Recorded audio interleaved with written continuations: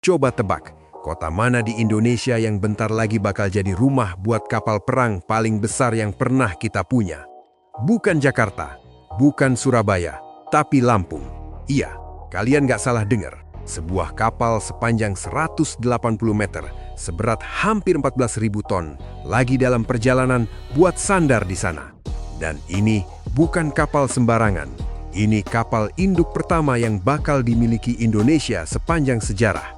Sekarang juga, laut di Lampung lagi dikeruk, dermaganya lagi dibangun.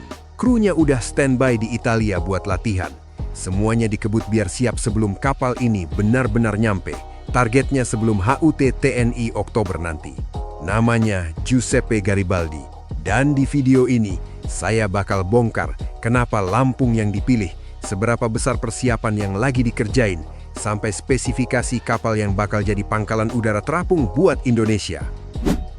Jadi gini ceritanya, kapal ini bukan beli tapi hibah, gratis. Dikasih langsung sama pemerintah Italia. Kedengarannya kayak rejeki nomplok ya. Tapi tunggu, gratis di sini bukan berarti 0 rupiah, karena begitu kapal ini jadi milik kita, tetap ada biaya retrofit alias penyesuaian, supaya sistemnya cocok sama kebutuhan operasional TNI Angkatan Laut. Jadi analoginya kayak dikasih rumah bekas. Rumahnya gratis, tapi kalian tetap keluar duit buat renovasi biar sesuai selera dan kebutuhan. Dan ini bukan proses instan. Sejak pertengahan 2025, Fincantieri, perusahaan galangan kapal Italia, udah mulai bahas soal konversi kapal ini ke Indonesia. September 2025, Kepala Staf Angkatan Laut kita, Laksamana Muhammad Ali, mengonfirmasi akuisisinya masih tahap negosiasi. Nah, per Juli 2026 sekarang, prosesnya udah masuk tahap akhir. Kru dari Garibaldi bahkan udah standby di Italia buat pelatihan sebelum penyeberangan ke Indonesia. Menariknya lagi, kapal ini nggak datang sendirian secara spiritual. Ada 2 kapal perang baru TNI AL, KRI Brawijaya 320 dan KRI Prabu Siliwangi 321 yang juga bikinan Fincantieri. Jadi ini kayak satu keluarga besar produk Italia yang sekarang masuk armada kita. Oke, sekarang bagian yang paling seru. Seberapa gede sih kapal ini dan seberapa kuat? Panjangnya 180,2 meter. Bayangin aja, itu hampir setara 2 kali lapangan bola disambung. Dek penerbangannya sendiri, tempat pesawat lepas landas dan mendarat, panjangnya 174 meter, lebarnya 30,4 meter. Bobot penuhnya di angka 13.800 sampai 14.000 ton. Buat soal kecepatan, kapal ini digerakkan oleh 4 turbin gas Fiat sistem Kogak dengan tenaga 81.000 tenaga kuda. Hasilnya, kapal ini bisa ngebut sampai 30 knot atau sekitar 56 km per jam. Buat kapal seberat itu kencang banget dan jangkauannya jauh, sampai 7.000 mil laut. Itu artinya dia bisa berlayar dari Indonesia sampai jauh ke tengah samudra tanpa perlu sering-sering isi bahan bakar. Sekarang soal daya tempurnya. Ini bukan kapal kaleng-kaleng. Garibaldi dilengkapi peluncur Octuple Mk29 buat rudal anti pesawat Sea Sparrow dan Aspide. Ada juga meriam kembar Otto Melara 40L70 Dardo, 3 tabung torpedo kaliber 324 mm, dan rudal anti kapal otomat Mk2. Jadi kapal ini bisa nyerang pesawat, kapal selam, sampai kapal permukaan lawan sekaligus. Dan yang bikin makin gila, di atas deknya, kapal ini bisa bawa sampai 16 pesawat tempur AV-8B Harrier Du-7, jenis pesawat yang bisa lepas landas dan mendarat jarak pendek, atau kombinasi dengan sekitar 18 helikopter. Artinya, kapal ini bukan cuma kapal perang, tapi juga pangkalan udara terapung. Diawaki sekitar 550 personel, belum termasuk kru pesawatnya sendiri. Nah, ini bagian yang menurut saya paling underrated dari cerita Garibaldi, sejarahnya. Kapal ini bukan kapal baru yang belum pernah teruji. Lunasnya diletakkan 26 Maret 1981, diluncurkan 11 Juni 1983, dan resmi masuk Dinas Angkatan Laut Italia 30 September. Jadi umurnya sekarang sekitar 40 tahunan. Tapi jangan salah, kapal setua ini justru punya rekam jejak tempur yang panjang banget. Tahun 1999, saat Perang Kosovo pecah, pesawat Harrier dari Garibaldi terbang 63 jam non-stop dan melakukan 30 serangan. Setelah tragedi 11 September 2001, kapal ini juga dikirim jadi kapal komando dalam Operasi Enduring Freedom di Afghanistan. Total 288 misi, 860 jam terbang.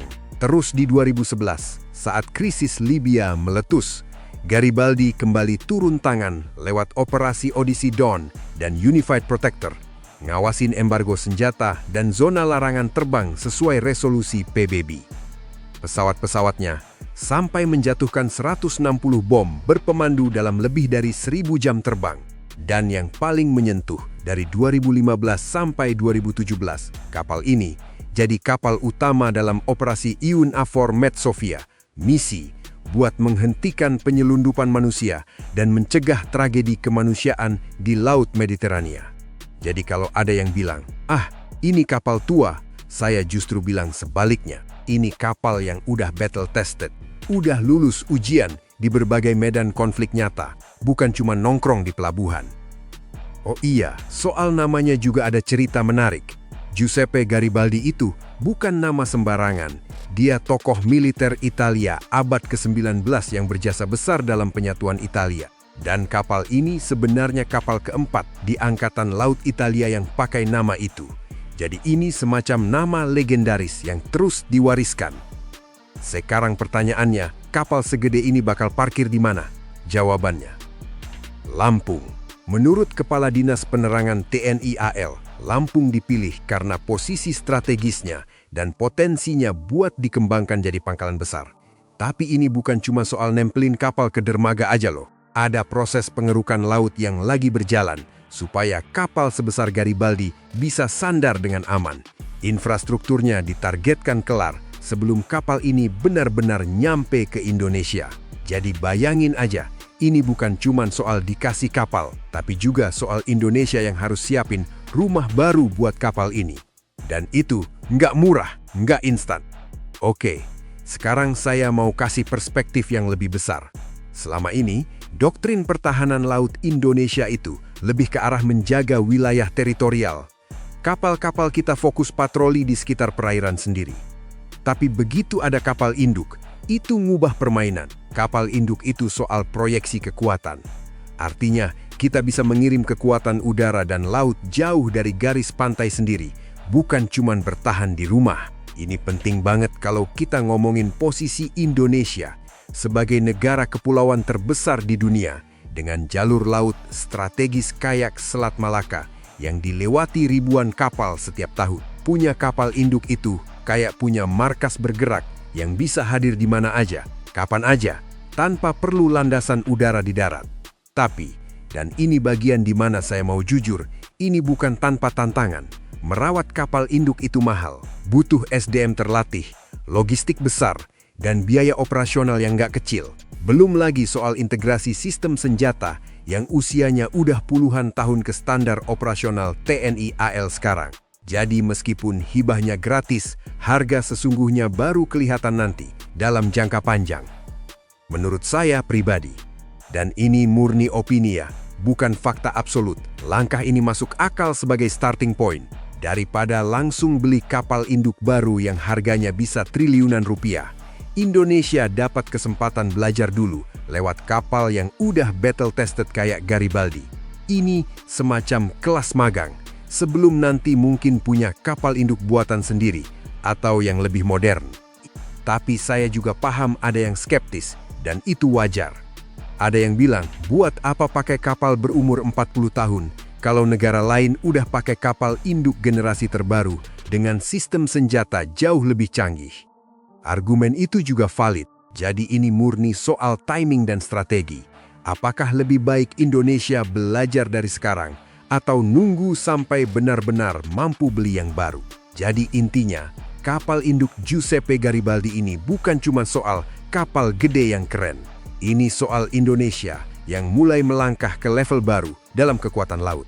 Dari kapal sepanjang 180 meter kecepatan 30 knot, sampai rekam jejak tempur di Kosovo, Afghanistan, sampai Libya, kapal ini bawa cerita panjang sebelum akhirnya berlabuh di Lampung. Menurut kalian sendiri, gimana? Setuju sama langkah ini? Atau justru mikir Indonesia harusnya nunggu buat beli kapal yang lebih baru? Tulis pendapat kalian di kolom komentar.